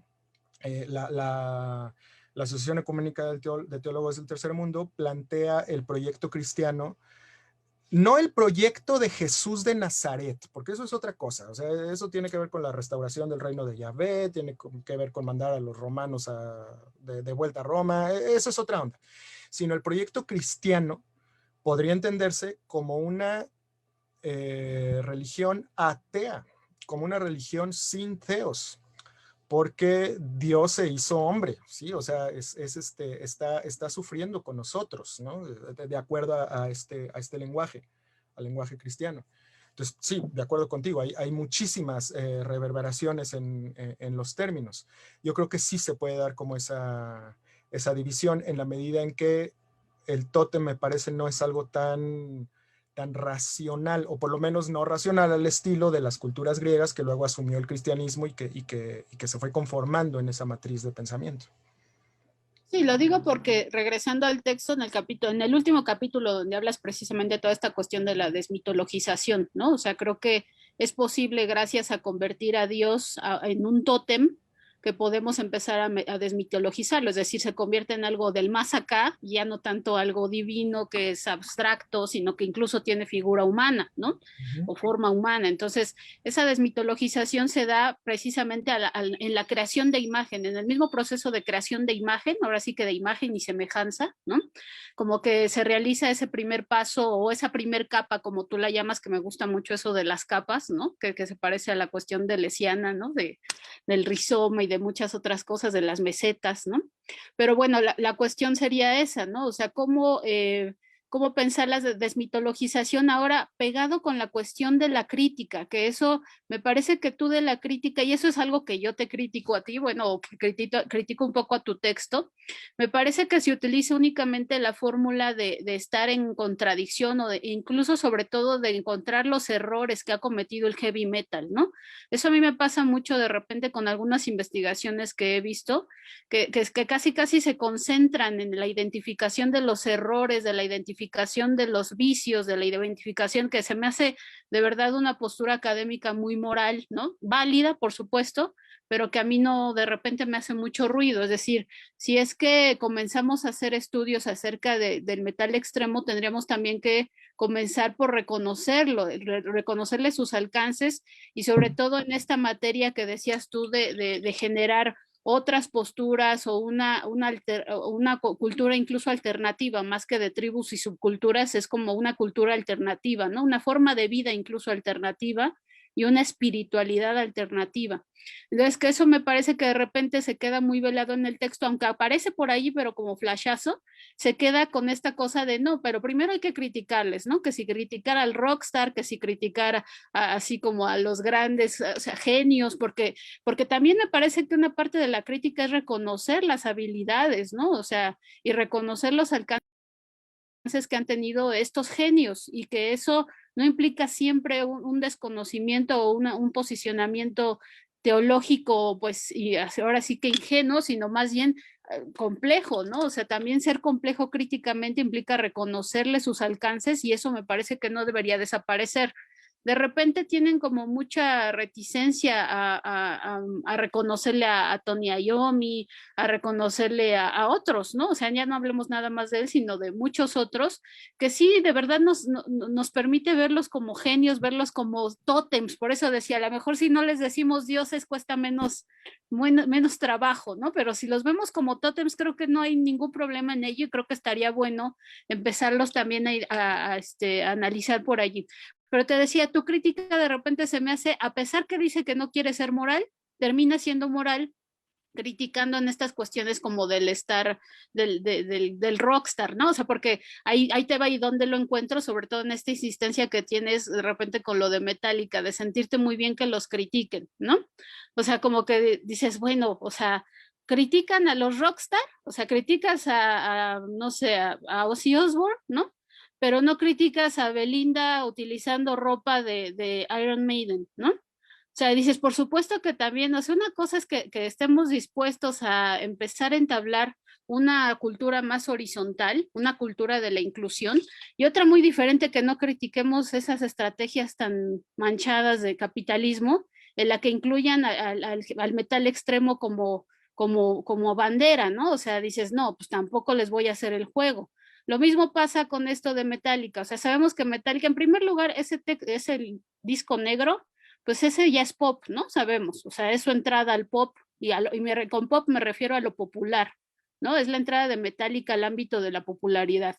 Entonces yo no le veo como demasiada, o sea, pues sí, tenía que pasar en algún momento, de hecho ya había coqueteos con Lady Gaga, ¿no? Con la misma Shakira, o sea, todo el tiempo han tenido coqueteos gracias a la búsqueda de su popularidad y además gracias a esa confusión que decíamos hace rato de pensar que el artista solamente triunfa cuando se vuelve famoso y cuando gana mucho dinero, que esa es por lo que veo, una confusión así cultural súper arraigada que hasta nosotros le hemos estado repitiendo acá, o sea, no es así, que Metallica lo haga y que haya quienes buscan eso, pues ese es su problema.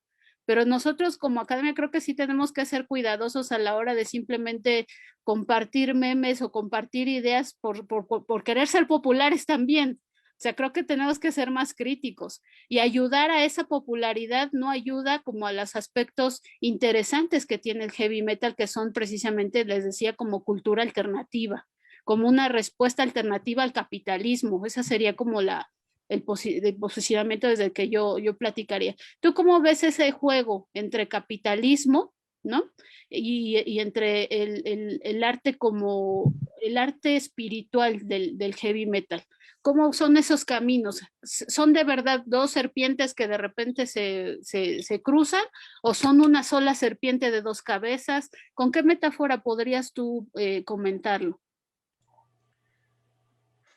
Yo creo que hay tensiones y la pretensión de resolver esas tensiones es lo que a mí me preocuparía. No creo que la tirada sea por resolver las tensiones dándole un nombre en favor o en contra de otro a lo que está ocurriendo, ¿no? Hace rato platicaba con un amigo con respecto a esto que si Lady Gaga con Metallica y tal. A mí me parece que no sé, J Balvin o Belinda o quien tú quieras y Metallica están jugando el mismo deporte, a lo mejor no en la misma liga, ¿no? Claro, o sea, son ligas distintas, pero el juego es el mismo y es un juego, no creo que únicamente determinado por la industria cultural y por el capitalismo, pero está profundamente imbuido de eso. O sea, por supuesto que hay una intención comercial por supuesto que hay una intención de posicionamiento de mercado, y estoy de acuerdo contigo, eso no anula la parte de la autenticidad, que es otro de los elementos que a mí me parece también importante recuperar en el texto, sobre todo cómo lo manejan Grossberg o Keitel, ¿no? La autenticidad nostálgica y la autenticidad vanguardista. O sea, ¿qué es lo auténtico? ¿Lo que se hacía antes o lo que estamos haciendo de nuevo? Creo que son tensiones. No estoy seguro si puedan resolverse fácilmente. Y creo que el hecho de que yo pueda disfrutar, regresando a Metallica, por ejemplo, Hardwired to Self-Destruct, del último disco, ¿no? Que yo pueda disfrutar eso en el momento en que Metallica son los megadioses o los megatótems, si quieres usar ese tema, no implica que yo esté aceptando que es mejor lo comercial en favor de lo que no. Es decir, no creo que sean únicamente las motivaciones comerciales lo que esté moviendo a Metallica a hacer esto. Desde cierta perspectiva, o sea, yo tampoco aplaudo que esté pasando esto con Metallica, ¿no? Es como tú dices, pues sí va a pasar, es algo muy natural. Y si no era Metallica, era otra banda, no importa. ¿Por qué? Porque Metallica trae una bandera de rebeldía, de anarquía, que vende también. Y eso es lo curioso, es lo que pasa con el punk, ¿no? O sea, los verdaderos punks son diseñadores de ropa, no güeyes con los pelos parados, ¿no? Entonces, y el punk que inicia como un estilo y como una apariencia, ¿no? Y ya después se convierte en música y eso vende un chingo. Me parece que son tensiones. Y eso creo que es lo hermoso de este fenómeno que estamos abordando. No significa que no podamos tomar una postura. Y cuando tú hablas de una postura moralista, posiblemente se refiere a que la principal crítica que estoy haciendo es la crítica hacia mí mismo, sobre si la opción ética que estoy tomando a partir de este ejercicio artístico y a partir de esta experiencia estética es la correcta, ¿no? Y que a lo mejor tiene que ver un poco con el autoconcepto de no soy artista porque no como de esto, o sí lo soy porque X, Y, Z. Son tensiones y son ejercicios de vida complejos. El hecho de que un producto cultural emitido bajo la lógica del capital sea súper comercial y venda millones, y los conciertos y Ocesa y Coca-Cola y los patrocinios, no anulan tampoco lo otro, ¿no? Que yo estoy en el concierto y me voy a atrever a usar la palabra, la hierofanía, cuando me pega el acorde distorsionado en el pecho, y digo, a huevo, o sea, ahí está Coca-Cola y pagué no sé cuánta lana, y ahí está la experiencia, ¿sí? Quisiera pensar que la crítica no va tanto hacia eso, sino hacia quienes vivimos estas culturas y quienes empezamos a portarnos de una manera más fundamentalista y más conservadora con respecto a esto. O sea, no se trata tampoco de aplaudir que Belinda traiga una playera ¿de quién era? De Fear of the Dark, de Iron Maiden, o las medias, no me acuerdo qué traía. Pues es que, bueno, o sea, Iron Maiden es mi gran tótem. Y creo que eso ni le quita ni le pone a Belinda, porque en ese sentido no creo que mucho del metal también es pop, es cultura pop, es algo que aprendí del seminario de estéticas del rock. Tengo un compa, Esteban Cisneros, al que mando muchos saludos, de quien admiro mucho, escribe mucho sobre música, y él no habla de rock, de metal, de esta discusión a veces bizantina de los géneros y los subgéneros, y de cómo los subgéneros son identidades. Entonces, si yo soy power metalero, soy limpio, y si soy black metalero, no me baño. O sea, no va tanto ahí. Él dice, es pop, es cultura pop. Sí, pero no creo que Darkthrone esté jugando el mismo deporte que Metallica. Ya no hablemos de la misma liga, por supuesto. O sea, obviamente estamos en escalas completamente diferentes. Pero eso no implica tampoco que diga, es mejor Darkthrone o es más auténtico que Metallica, ¿sí? Porque también sigo disfrutando al que me lo está vendiendo con un empaque muy fresa y ¿cómo se llama? Con una suscripción mensual. Pero también hay sentido en lo otro. Entonces la crítica no va tanto hacia los hacedores del arte, no va tanto hacia los artistas, a los músicos, a los ilustradores, va más bien hacia nosotros. Es una propuesta de autocrítica. ¿En qué medida ¿O qué vas a saber de rock, chamaco? ¿No?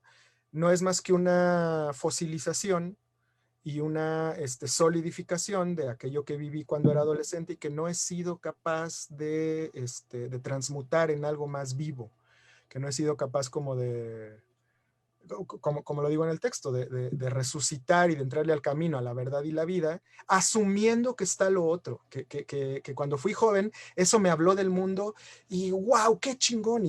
Pero bueno, ya no tengo 15 años, ya puedo ver el mundo de otra manera y eso no significa que lo que me vendió la industria cultural cuando tenía 15 no siga siendo válido, estéticamente válido y de mucha calidad. Por supuesto que eso está presente, ¿no? Creo que es más bien como la autocrítica, o sea, el ejercicio de, bueno, a veces qué tan dogmáticos nos ponemos, ¿no? Con respecto al ejercicio artístico. La relación entre ética y estética, híjole, es algo que personalmente me preocupa, porque creo que luego eso da lugar a ciertos fascismos que son peligrosos, y eso no significa entonces que no haya que tener el valor y la integridad como para tomar postura, ¿no? También, por supuesto. Muchas gracias, Sergio. Le damos la palabra a Jean primero, a Iris y después a Alfredo, por favor. Muchas gracias. Hola Sergio, te quería comentar que me gustó harto el texto. Varias cosas que planteabas me hicieron harto sentido. No soy, yo no estudio nada de teología, pero de lo que pude captar, sentía que entregaba y aportaba harto como a lo que pueden ser estudios de metal. Y quería irme particularmente al tema de autenticidades como de las nostálgicas y las vanguardistas, pero centrarme en el tema de las nostálgicas, que me hicieron pensar harto en las bandas tributo, como que siento que cristalizan un poco esta idea de como la nostalgia, como voy a dedicarme a tocar a esta banda y voy a vestirme como esta banda, voy a intentar de, no sé, puede llegar gente al extremo de querer vivir incluso más allá del personaje en el escenario, incluso llevarlo a la vida, con esta parte de la identidad. Y pensaba que no sé si se podría entender como también esta idea de encarnar al ídolo. No sé cómo lo podrías entender tú, o cómo lo analizarías tú como este fenómeno. Yo toco en una banda tributo. Yo soy Adrian Smith. No, perdón, soy Dave Murray en mi banda tributo, ¿no? No sé si es encarnar al ídolo. A mí lo que me lleva a estar en este proyecto de tributo a Iron Maiden es una cuestión de goce físico, carnal, completamente, totalmente carnal. Es un rollo corporal. Yo no me disfrazo de Dave Murray, ¿no? Ni esperanzas, no va tanto por ahí. Para mí, hacer este tributo fue un desafío técnico, ¿no? Me puso a estudiar la música, a estudiar el sonido, me clavo mucho con el sonido de cómo está sonando esta guitarra, qué elección de recursos en términos de amplificación, de guitarras, de etcétera, etcétera. Porque la verdad es que lo encuentro muy placentero, o sea, encuentro muy placentero el hecho de poder establecer la distancia entre lo que yo toco y a mí me gusta y a mí espontáneamente me sale con la guitarra, a interpretar de una manera lo más respetuosa posible el trabajo de estos músicos. Para mí es profundamente placentero, ¿no? O sea, ya no digas el placer de estar tocando, de estar brincoteando como Lelo arriba del escenario haciendo la música que te gusta. No es únicamente eso, es el placer de poder entrarle a desmenuzar la música, ¿no? Y de poder estar revisando, es que este es un fa sostenido, no es un sol. Ah, te cae, ¿no? Y eso a mí me resulta tremendamente placentero. Y si todo sale bien, pronto estaremos también algunos compañeros y yo trabajando en otro tributo más bien muy importante que posiblemente cause algo de sorpresa a la luz de este conversatorio. Pero bueno, si todo sale bien ya tendremos noticias acerca de eso. No sé si se puede ya revelar mucho. Pero es eso, es lo placentero. Pero sí está el riesgo de que entonces va como fortaleciendo la autenticidad nostálgica y va fortaleciendo esta postura conservadora con respecto a, es que la chida era la música de antes, ¿no? O sea, no sé, nosotros en nuestro tributo hemos metido canciones de los últimos discos, pero la verdad es que no pegan tanto. La gente quiere seguir escuchando The Trooper, la gente quiere seguir escuchando Fear of the Dark, ¿no? O sea, música de hace 30 años. Pues está bien, está chido, y a mí me encanta tocarlo también, pero también me resulta muy placentero tocar lo nuevo. Que si nos ponemos exquisitos, musicológicamente hablando, no es muy distinto tampoco de lo que estaba haciendo Iron Maiden hace 30 años. La verdad es que sí, uno de las grandes claves del éxito de Iron Maiden, creo, es que han sido, vamos a decirlo de manera elegante, muy respetuosos con su propio legado. En ese sentido, Metallica ha sido mucho más valiente, ¿no? Mucho más, bueno, quizá valiente es un juicio muy grande, no sé si Laila esté de acuerdo conmigo. Vamos a decir propositiva. Metallica ha sido una banda más propositiva en el sentido de que han explorado otras vertientes, el disco con Lou Reed, claro, están en una posición de capital que pues, les permite hacerlo sin broncas, ¿no? Muchos artistas no lo harían. El otro día platicaba con un compa que cuando se dio toda esta fiebre por los sinfónicos, Iron Maiden no hizo sinfónico, y mira que la música de Iron Maiden perfectamente da para arreglos sinfónicos, y Iron Maiden nunca lo hizo, y lo hizo Scorpions, lo hizo Kiss, lo hizo Metallica, lo hicieron un montón de bandas, y ellos no, ¿no? No sé, a lo mejor es una fidelidad exagerada a su propio legado. Pero resumiendo, para mí es una cuestión de placer, nada más. O sea, es muy, muy, muy placentero estar estudiando esa música, desmenuzándola, y tratando de interpretarla, ¿no? De una manera que mi propio estilo case con ese estilo. Algunos podrían, es que estás copiando. Pues sí, a lo mejor sí, ¿no? Esa es una discusión ahí musicológica fuerte. Gracias, Sergio. Iris, por favor. Ok, retomando justo lo que hablaba Laila y Jan respecto del tótem y del ídolo, quiero retomar la idea del ídolo en términos de esta imagen que se idolatra, que se ama, que se quiere tocar. No sé si tú lo verías más en términos de ídolo por la configuración de conocimiento y de percepción que implica, más que como un tótem que lleva ya más una noción cultural, cultural mucho más específica, vaya. Y por ídolo también el hecho de cómo estas imágenes se van expandiendo hasta un punto en el que Belinda está portando súper nice su falda, por cierto, de Fear of the Dark, y que entonces a todo mundo le choca y a todo mundo no le hace sentido. ¿Por qué? Porque se vuelve una contraposición de ídolos, de imágenes, de la tría, de latencia, del estar adorando. Entonces, en esos términos va mi pregunta. ¿Tú cómo lo verías? Si sí, en términos de estas viejas idolatrías de las que todo mundo tenía miedo que todo mundo cayera, ¿o qué? A ver, voy a utilizar un recurso muy empleado en catequesis católica. Hay una cierta catequesis que insiste mucho en superar los ídolos y en la diferencia entre la creencia y la idolatría.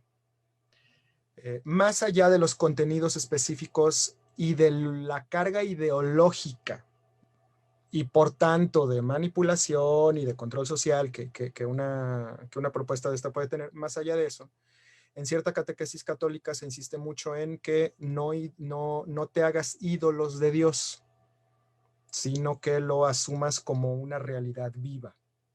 Entonces, el Dios ídolo puede ser el que decide si vives o mueres. El Dios ídolo puede ser el que te da riqueza o pobreza. El Dios ídolo es el que te ilumina para que te vaya bien en la vida.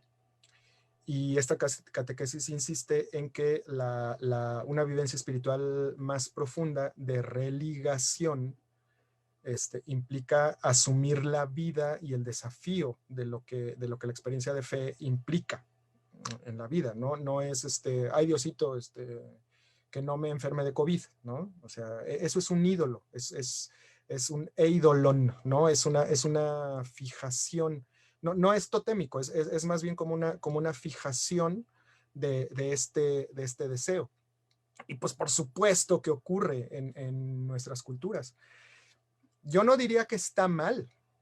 Yo creo que como académicos que estamos en el mundo del metal, hay que tratar de dar el siguiente paso a no quedarnos en la imagen fija del ídolo, ¿no? De nuevo, cuando decimos Tony Iommi es el inventor del sonido heavy metal, Tony Iommi se mochó los dedos, no le quedaba de otra más que utilizar cuerdas delgaditas y afinar bajo la guitarra. Eso es un accidente, él no lo estaba buscando. Que no hay genialidad en eso, no estoy diciendo que no la haya. O sea, creo que hay una genialidad artística increíble que dio lugar a todo esto, pues, o sea, es de una fertilidad impresionante, ¿no? Yo diría en todo caso, el ídolo es una figura con la que hay que convivir y en muchas ocasiones nuestro proceso de formación en estas culturas inicia con la visión del ídolo. Quiero pensar que religiosamente muchas personas también tienen su primer contacto con un ídolo, que es normalmente como la catequesis se aproxima a los niños, a los pequeñitos. Y quiero pensar que una adecuada catequesis te va llevando después a una profundización y a una maduración en la fe. Ese es otro tema y ya no quiero meterme en Honduras, ¿no? Creo que el ídolo está ahí y es parte de nuestro hacer cultura. Gracias, Sergio. Alfredo, por favor. Muchas gracias. Tengo un comentario, pregunta y reclamo a la vez, que voy a tratar de articular desde dos perspectivas. La primera, revisando específicamente, rastreando un poco la Asociación Ecuménica de Teólogos, encontraba uno de sus muchos postulados y decía en una carta abierta a todos sus miembros, empezando con una reflexión, con una cita que dice: me gustaría que se celebre la diversidad de razas, géneros, culturas y creencias. Dios no tiene necesidad que de los cristianos le protejan, y Dios no es especialmente cristiano. Dios es la divinidad de todas las personas que desean pertenecerle. Aunque se agradece esta cita cierto nivel de reflexividad dentro de lo que ofrecen los pensamientos religiosos, perdón que lo diga así, pero sigue habiendo una carga moral y específicamente no es tan reflexiva en el sentido de esa precisamente creencia que hace hacer que todas las humanidades, me estoy refiriendo a todas las creencias, a todo un sistema de creencias extendido, se tengan que ceñir por lo que creen un grupo de personas nada más. Y por otro lado, en un correo que nos mandaban para una asociación de musicología, comentaban que cuáles eran los conceptos y términos que descartarían de las investigaciones, entendiendo que lo que hacemos en la academia es tratar de trabajar con conceptos unívocos, con univocidad. Es decir, no trabajamos con conceptos o tratamos de disminuir la carga polisémica, porque si no, entonces no estamos hablando y se divaga bastante. En este sentido, la Sociedad de Musicología, los conceptos que más resaltaban, evidentemente era uno que sabemos que está muy criticado y ya nadie quiere meterse en ese tipo de conceptos, como el de identidad, por ejemplo, ¿no? Uno mismo de ellos ponía el concepto de musicología. Yo pondría el de autenticidad. Y lo vimos en una conversación, tengo abiertamente una diferencia con la utilización de este tipo de conceptos, perdón que lo diga así, que no nos llevan a nada específicamente. Es decir, caemos en una estela de discusiones de subjetividad que estamos en el riesgo de caer en un terreno no fértil. En ese sentido, utilizando conceptos como tú señalas en tu texto de espiritualidad como metáfora instrumental, es decir, instrumentos para la investigación. Me parece que aquí hay una capa de conceptos que siguen siendo utilizados, como señalas tú con lo de Maffesoli, pero ya también hay un montón de conceptos, hay un corpus de conceptos que utilizan disciplinas como la sociología y la propia antropología para señalar precisamente esta espiritualidad, que es el concepto más interesante que me parece que está en el texto. Es decir, te pregunto ahora, con todo esto, con este discurso que acabo de decir, ¿dónde sitúas tú la discusión y dónde puede aportar en esta metáfora que utilizas para la discusión de temas que tengan que ver con lo que se aborda desde la academia y específicamente en el heavy metal, para tratar de acotar y abordar, porque nos podemos ir para muchos lados, pero necesitamos asir el objeto, ¿sí? Necesitamos centrar la investigación y necesitamos producir a partir de una serie de conceptos que sean operativos. Y en este sentido, ¿tú cómo ves esta discusión de conceptos y dónde estás relacionando esto? Es decir, ¿tú le ves una permanencia, es un concepto que tiene, por lo que señalas con los autores, dentro de una postura teológica, ¿sí? Podemos señalar que tiene una vigencia reciente, es decir, va de salida. Veo yo un corpus de conceptos antropológicos que ya atendían lo que se está atendiendo en la consideración de una concepción teológica. Ese es mi punto. Yo creo que los conceptos son válidos en la medida en que nos ayudan a dar cuenta de un fenómeno. Y creo que el error sería querer casar la realidad con el concepto o identificar en la realidad un concepto. Bueno, yo soy comunicólogo y a lo mejor estoy muy atravesado por esas cuestiones de cómo el lenguaje nos ayuda a dar cuenta del mundo. Claro que los conceptos van teniendo su vigencia y van cayendo en desuso y tal, pero a mí me parece que cuando entre las culturas del rock y del metal se sigue hablando de cuándo una banda es auténtica o no, de cuándo una banda está, hablando específicamente del arte musical, ¿no?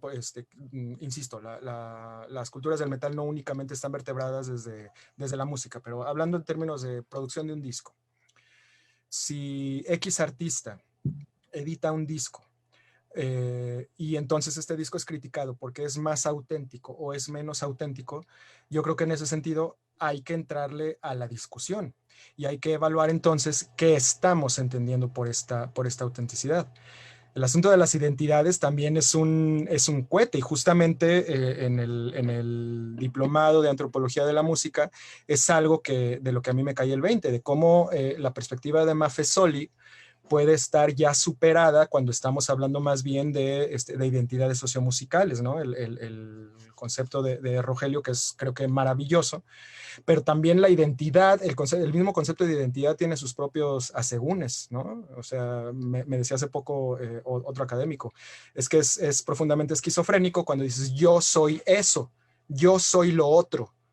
Acá, entonces no eres tú. Entonces también ahí, desde el psicoanálisis tiene sus reverberaciones y es muy complejo. A mí me parece que sí toca discutir cuando la gente que estamos allegadas a las culturas del metal estamos juzgando la producción artística en términos de lo auténtico o de lo no auténtico. Por eso me pareció muy enriquecedor encontrar estos términos de la autenticidad nostálgica y vanguardista, porque bueno, creo que por lo menos hay dos maneras de llamarle. Pero no creo que se trate de decir, esto es un disco nostálgico, un disco auténtico nostálgico y esto es un disco auténtico vanguardista. No se trata de eso, se trata simplemente de los instrumentos que utilizamos en este momento para tratar de dar cuenta de un fenómeno. Ahora, hablando en términos de vigencia, este artículo tiene 2 años y este artículo es como la concreción de un trabajo que había quedado registrado en 3 partes a lo largo de un trabajo de otros 4 años antes que eso, con el seminario de estéticas del rock. Yo en este momento ya no lo estoy pensando en términos tanto en términos de autenticidades. Yo estoy virándolo hacia la revisión de los sistemas de creencias y de cómo entonces las emancipaciones y las culturas musicales o las identidades musicales que se conciben a sí mismas como contestatarias van construyendo sus sistemas de creencias. Entonces ya se va alejando un poco de lo teológico para entrar en una mirada diferente, quizá más sistémica. El asunto de los sistemas de creencias probablemente tiene más elementos científicos para dar cuenta de todo eso, y es para allá hacia donde, si todo sale bien, el siguiente trabajo va a ir virando, ¿no? En términos de sistemas de creencias, de las creencias que las mismas personas allegadas a una cultura van construyendo y cómo con eso le dan cuenta del mundo. Y me subo a tu propio cuestionamiento, y yo soy el primero en que digo, sí, la teología de entrada es una ciencia imposible, porque estamos tratando de hacer una reflexión sobre aquello que la evidencia no puede asir con tanta facilidad. O sea, si nos vamos a el trabajo de reflexión sobre dar cuenta de tu propia fe, que eso es lo teológico, pues entonces ahí ya estamos en un terreno bastante escabroso. A mí lo que me parece muy interesante es cómo la misma cultura religiosa ha construido los sistemas para hacer una crítica de su propio quehacer, ¿no? Y de cómo esta gente puede puede criticar las misas mientras sigue dando misas, y cómo puede criticar el sistema jerárquico y monárquico de ciertas iglesias, pero sigue metida en él. Pero de nuevo, son esas tensiones a las que nos estamos enfrentando. No sé si ayuda a responder un poco. Sí, gracias. Muchas gracias, Sergio. Alfredo. Le damos nuevamente la palabra a Laila, que ella ya va a ir cerrando este conversatorio. Como siempre, Sergio, qué gacho que se nos acaba el tiempo porque hay tantas cosas que decir y estaría padrísimo escuchar a todos la opinión que tienen para ir ampliando cada vez más el alcance de tu investigación, ¿no? Pero bueno, a mí me gusta como traer a la mesa para ir cerrando un término que es el de posmodernidad, ¿no? Yo cuando leí tu trabajo, obviamente me vino a la mente esta idea del sujeto posmoderno, ¿no? Es decir, aquel que no solamente goza, sino que se siente atraído por la mezcolanza, o decías tú, el efecto palimpsesto, es decir, escritura sobre otra, ¿no? O sea, escritura de cosas sobre otra, que en su cúmulo genera un sujeto bastante, por supuesto que decimos complejo, pero más bien complicado, ¿no? Es decir, no podemos ubicarnos bien en dónde está parado, porque está parado en todos lados y al mismo tiempo en ninguno, ¿no? Y que precisamente tu texto es un poco eso, o sea, no solo, te decía hace rato de por qué lo criticaba, porque me parecía que de repente era un texto que hacía más como, pues sí, como que le rendía más culto a la cultura pop que al heavy metal, ¿no? Y eso, pues no sé, o sea, porque sí, por supuesto que no podemos hablar en términos de valor o en términos de quién es mejor o peor, si el reggaetón es mejor que el heavy metal, o no podemos hablar en esos términos. Pero sí, a ver, pero sí podemos hacer una crítica, ¿no? Como tú bien lo manejas, es decir, todo el tiempo el ámbito o el espíritu crítico es el que puede estar siendo el hilo conductor de tu trabajo, pero decía yo, no, ojalá y que no sea una crítica moral en la que solamente por parecer crítico criticamos, ahora sí que pateamos la cuna, ¿no? O sea, como que de repente queda muy mal librado el heavy metal o incluso los rockstar, ¿no? Y que tú menciones rockstar a Lemmy, ¿no? O sea, una cosa es que existan memes y otra cosa muy diferente, que no podamos hablar de él como un genio de la música del metal, que él también siempre se defendió como un rockero, ¿no? Ni siquiera como un metalero. Entonces, la esencia precisamente del rock es la que tiene que ver con esa circunstancia espiritual, con esa circunstancia irremediablemente religiosa, totémica, decía yo, pero la cuestión está la problemática está como en una postura del consumidor posmoderno, ¿no? Es decir, alguien que no solamente tiene la oferta del heavy metal, sino tiene la oferta de un montón de tipos de arte más. Y en el caso concreto de la música, que tiene acceso a la música pop, a la música incluso, pues sí, folclórica, ¿no? Incluso a todo tipo de música, pues, ¿no? Y que obviamente en una postura académica pues, se tiende a pensar que la tendencia es a acumular la mayor cantidad de formas musicales, ¿no? Como para que tú des cuenta de qué tan complejo eres como sujeto, ¿no? Y esa es la circunstancia problemática del sujeto de hoy, que para dar cuenta de su complejidad piensa que solamente en la apertura hacia la multiplicidad, pero una apertura incluso sin crítica, ¿no? Y creo que la idea era acá, pues como recuperar un poco la elección crítica, ¿no? Y no solamente como por la inercia popular o la inercia pseudo tolerante, o la inercia pseudo inclusiva, ¿no? O sea, porque de repente decimos, no, pues el reggaetón es igual de bueno que el metal, pero lo decimos de dientes para afuera, porque sabemos que si somos exigentes académicamente incluso o musicalmente incluso, pues que tampoco están así, ¿no? O sea, no, pues si hay categorías, si hay modos de analizar esa relación y sí hay modos de pensar que no en todos los casos de los metales, porque también hay metaleros que parecen reggaetoneros, ¿no?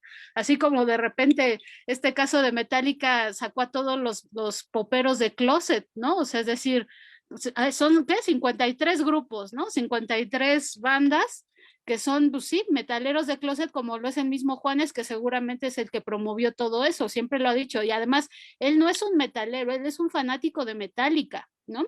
Entonces creo que por ahí como va la cosa de checar cuántos metaleros de closet hay ahí, no solamente los grupos que participaron, sino por ejemplo en toda la gente que se está burlando de los metaleros, que aparece un efecto ahí como del bullying, ¿no? Todos los que se sintieron fuera del metal por algún bully que desapareció en la vida, pues ahora se dedicaron a odiarlo a tal grado que ahora están contentísimos o nadando en las lágrimas de los metaleros, que pues irremediablemente iban a tener una respuesta, pues sí, pues nostálgica y también triste, ¿no? De pensar que si un grupo que pudo hacer discos tan tremendos como los primeros termina haciendo algo como esto, y con lo que puede subsanar las situaciones que es una obra a beneficio, ¿no? Bueno, de beneficencia, creo que para una cosa de cáncer en adolescentes o no sé qué, creo que es toda una campaña como altruista. Entonces, pues bueno, hay muchas cosas, pero ya para ir cerrando me gustaría saber cómo es la circunstancia de un sujeto posmoderno, que es, yo creo, que lo que te define, ¿no? Alguien que le gusta la música del heavy metal, hace música de heavy metal, aunque sea cobereando, porque dirás, ay, pues es un cover, no manches, o sea, digo, yo he intentado así trabajar la guitarra, lo que tú quieras, y es una cuestión complicadísima, o sea, requiere de muchísima escuela, requiere de mucho esfuerzo y requiere de mucha habilidad, ¿no? Entonces tampoco te subestimes, o sea, cualquiera que haga por lo menos covers, dirías tú, es para mí ya un gran artista, ¿no? Y mucho más en una apuesta tan técnica como lo es de Iron Maiden, ¿no? O sea, sabemos que el nivel así interpretativo que tienen, pues sí es elaborado, pues.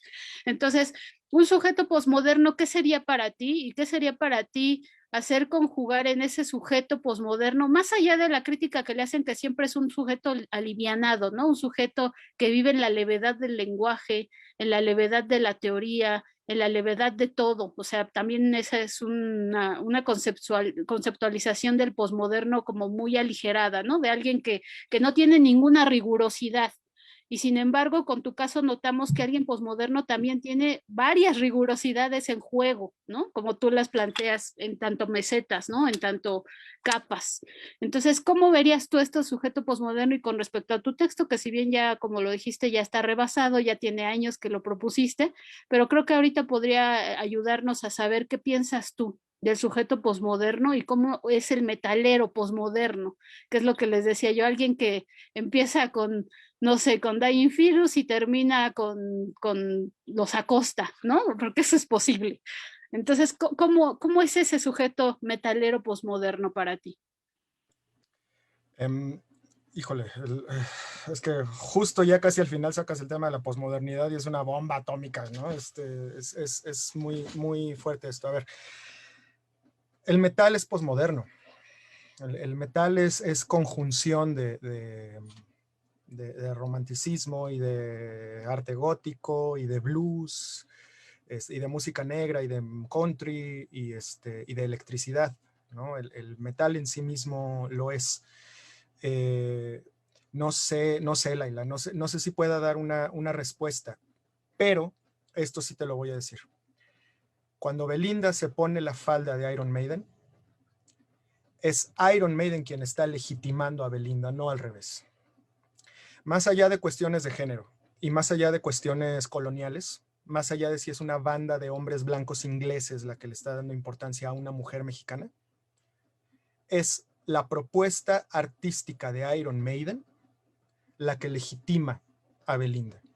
Y es Belinda la que entonces intenta aparecer como, ¿qué? Rebelde, contestataria, no sé, qué sé yo, cuando sabemos perfectamente que no lo es, cuando se pone esta falda, ¿no? O sea, en eso sí, yo creo que no soy todavía tan posmoderno, sobre todo en un país que nunca terminó de ser moderno, ¿no? O sea, soy un mexicano en un país que creo que nunca alcanzó la modernidad del todo, ¿no? O sea, todavía no terminábamos de salir del México profundo de Bonfil Batalla, cuando ya estamos en Facebook y ya estamos en Twitter. Ahí hay unos brincos ahí medio no lineales muy extraños. No sabría dar una respuesta, pero de nuevo hablo como creyente, ¿no? Quien legitima a la industria cultural pop es el metal, no al revés. Entonces, sí, más allá del mame, más allá de las bromas y de los memes, es el metal quien está metiendo un elemento de legitimidad en alguien que trata de hacerse de otro público, en alguien que realmente no lo tiene, ¿no? Y felicidades por la boda de Belinda también, por cierto. Bueno, pues muchas gracias, Sergio. No sé si quieres decir algo ya para cerrar completamente el tema. Ya, pues desgraciadamente el tiempo, pues siempre siempre se nos adelanta, siempre nos come. Entonces no sé si quisiera cerrar con algo para ya despedirnos.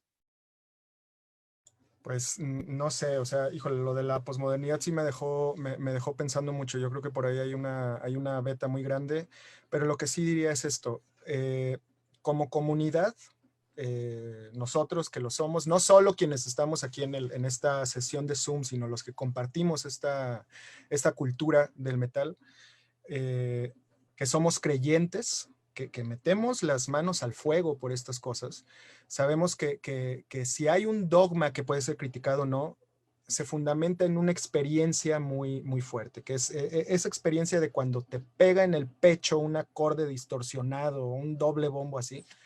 Esa experiencia que es muy física, muy gozosa, muy, muy corporal y que también se intelectualiza y todo, ahí es donde está el núcleo de experiencia de nuestra creencia. Y por lo tanto que después genera las identidades y todo. Creo que como creyentes estamos haciendo o estamos tratando de hacer vida con esto, que sí por supuesto está la crítica, que sí por supuesto está el oye sí, pero a ver, vamos a revisar los vericuetos, pero finalmente hay una apuesta. Y en esa apuesta a lo mejor no terminamos de ser tan posmodernos, ¿no? A lo mejor en esa apuesta seguimos manteniendo un eje sólido, fuerte, ¿no? Metálico, ¿no? Que es esto a lo que estamos apostando. Es una experiencia estética que nos ayuda a dar sentido a la vida, en la cual hemos encontrado sentido, que estamos produciendo, no solo los académicos, pues, o sea, todo el ambiente cultural del metal, y yo llamaría a seguir apostando por ahí, nada más. Pues muchas gracias, Sergio, muchas gracias, Laila, por todo su trabajo, por sus comentarios. Gracias a todos ustedes en el conversatorio y a ustedes que están siguiendo la transmisión. Pues nuevamente agradezco a Alfredo, coordinador de este seminario, y a todas las instituciones que nos respaldan. Nos vemos en la siguiente. Gracias.